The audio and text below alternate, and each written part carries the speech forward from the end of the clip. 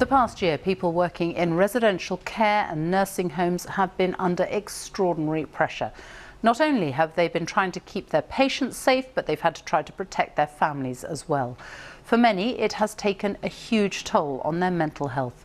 More than 1,200 care staff across the UK took part in research for the GMB Union. 3/4 of them said their experiences during the pandemic have had a serious negative effect on their mental health. Here's our social affairs correspondent, Alison Holt. Masks, aprons, gloves, they've become a uniform for care workers in their battle against COVID, but one that can't protect them against the trauma and loss felt by so many. There's just empty rooms. 5 empty rooms out of 12 is massive.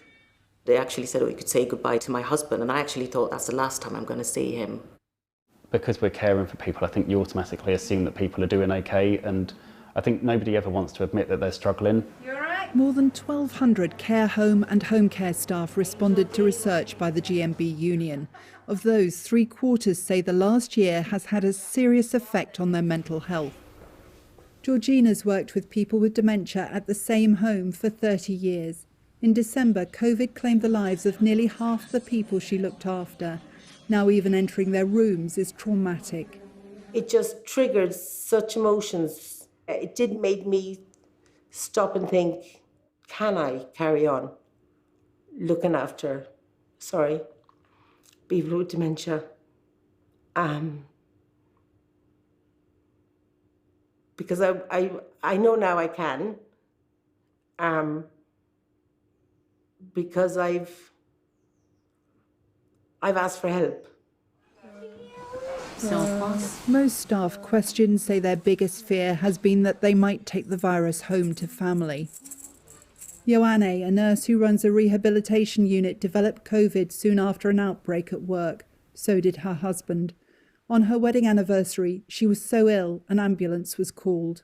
The fact that I was being taken off to hospital, blue lights and everything.